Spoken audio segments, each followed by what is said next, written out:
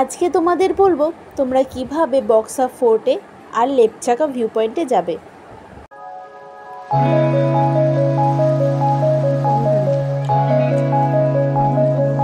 লেপচাকা হলো হিলটপের ওপরের একটি ছোট্ট গ্রাম, যার চারপাশ দিয়ে 5টা পাহাড় রয়েছে।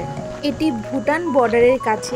তোমরা যদি এখানে যাও তাহলে মহাকাল, চুনাভাটি আর রোভার্স পয়েন্ট একসাথে কভার করতে পারো। আচ্ছা, এবার বলি তোমরা এখানে আসবে কিভাবে। ট্রেনে করে আসলে আলিপুরদুয়ার স্টেশনে নেমে স্টেশন থেকে গাড়ি নিয়ে সান্তালবাড়িতে আসতে হবে। এখান থেকে চাইলে তোমরা গাইড নিতে পারো। এরপরে গাড়ি করে তোমরা চলে যাবে জিরো পয়েন্টে। জিরো পয়েন্ট থেকেই তোমাদের ট্রেকিং শুরু হবে। মঙ্গলবার দিন এখানে বক্সা লেপচাকা ট্রেকিং বন্ধ থাকে।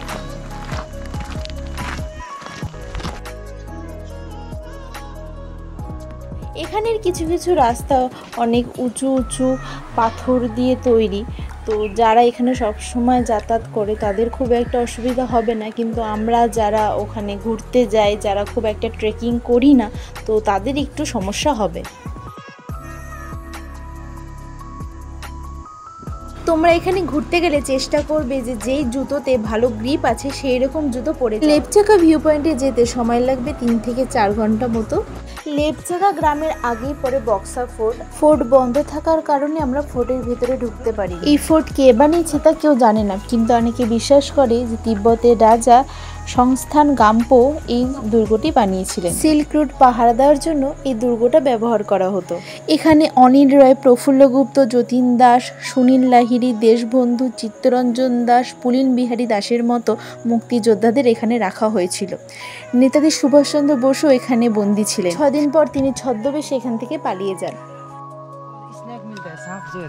सांप, कोबरा सांप, बहुत जहरीला सांप।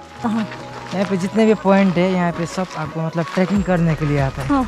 तो ये आपका जैसे वाइल्ड लाइफ मतलब नेशनल पार्क जैसा है ना, ये आपका ट्रैकिंग रूट है। माउंटेन में जैसा इतने दार्जिलिंग में संदकपू है वैसे ही यहाँ से ट्रैकिंग करके आप लेपचाका होकर घूमकर एकदम वहाँ से जो कैथुलुंग रिवर है एक, उस रिवर में पहुँच के उतर के एकदम घूम के ज़्यादातर मतलब यहाँ पे स्टे करने के लिए आता है। एक्चुअली जो लेपचाका का जो मेन व्यू है ना वो रात को दिखेगा, इसलिए ज़्यादातर लोग यहाँ पे आके स्टे करते हैं। होम स्टे यहाँ पे तो भाड़ा करके मतलब रहते हैं लोग, तो स्टे करके आज रहकर वापस जाते हैं। और कोई आज इधर रहकर जितने भी पहाड़ है ना यहाँ पे घूमने के लिए जाता है। লেপচাকাতে গিয়ে তোমরা ওখানে থাকতে পারো। অনলাইন বুকিং করাটাই ভালো, কারণ ওখানে অনেক অল্প কিছু কটেজ আছে। বুকিং না করে গেলে তোমরা পছন্দ মতন কটেজ নাও পেতে পারো। আমরা এখানে থাকিনি, আমরা ঘুরে চলে এসেছিলাম। তোমরা এখানে গেলে রাতে অবশ্যই থেকো। রাতের আকাশ খুব সুন্দর লাগে। এখানে তোমরা অ্যাস্ট্রো ফটোগ্রাফিও করতে পারো।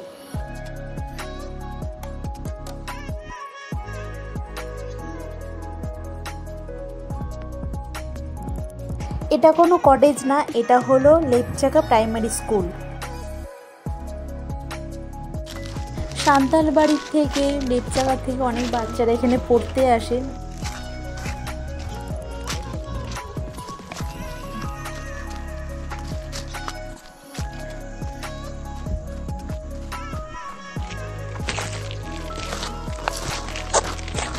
এই যে এটা হলো প্রাইমারি স্কুল, আর এটা কিন্তু গভর্নমেন্ট স্কুল।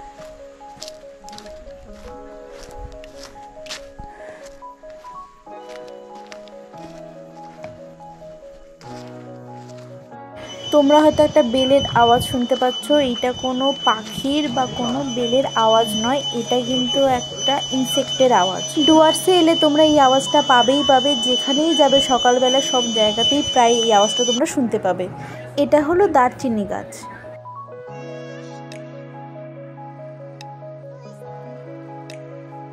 এটা হলো একটা হোমস্টে, তো এখানে তোমরা থাকতে পারো। আমরা যখন এখানে পৌঁছাই তখন বাজে প্রায় 1-1:30 মতো, তো খুব খিদে পেয়ে গেছিলো, তাই এখানে কিছু খাবো, তারপরে একটুখানি উপরে যাব।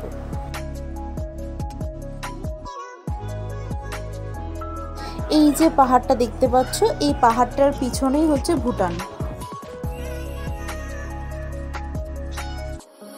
এখানে এসে ম্যাগি খেলাম, কিছু ছবি তুললাম। এবার যাব আরেকটু ওপরে। পাহাড়ে এসছি, একটু ম্যাগি না খেলে হয় নাকি। এই যে এখানে তোমরা টেন্ট করেও থাকতে পারো, সেই ব্যবস্থাও আছে।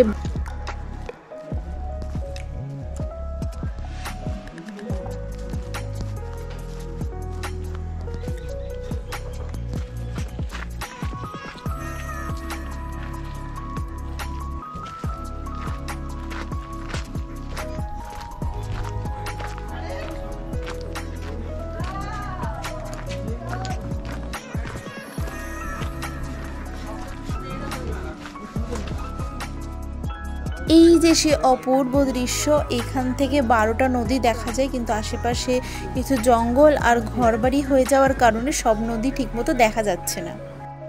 এই যে দূরে দেখতে পাচ্ছ, এইটা হলো জয়ন্তী নদী।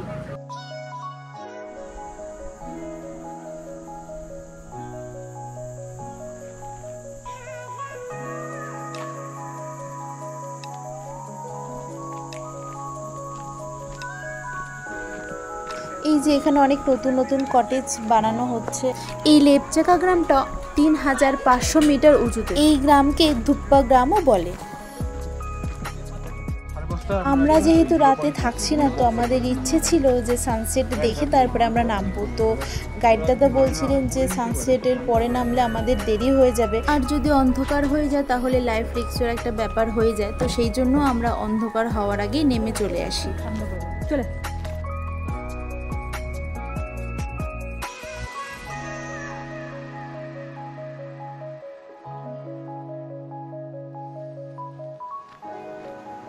এমন কোনো ব্যাপার নেই যে গাইড নিতেই হবে, বা গাইড নিলে তোমরা ওখানে গিয়ে থাকতে পারবে না, বা গাইড তোমাদেরকে ভুল ইনফরমেশান দেবে, এরকম কোনো ব্যাপার নেই।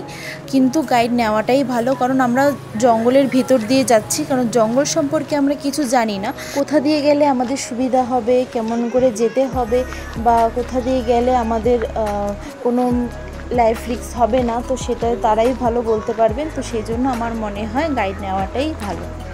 এবার তোমরা জানিও যে ভিডিওটা তোমাদের কেমন লাগলো। যদি কোনো ইনফরমেশন তোমরা জানতে চাও তাহলে কমেন্ট বক্সে অবশ্যই তোমরা জানাতে পারো। আর ভালো লাগলে অবশ্যই লাইক, শেয়ার অ্যান্ড সাবস্ক্রাইব অবশ্যই করে দিও।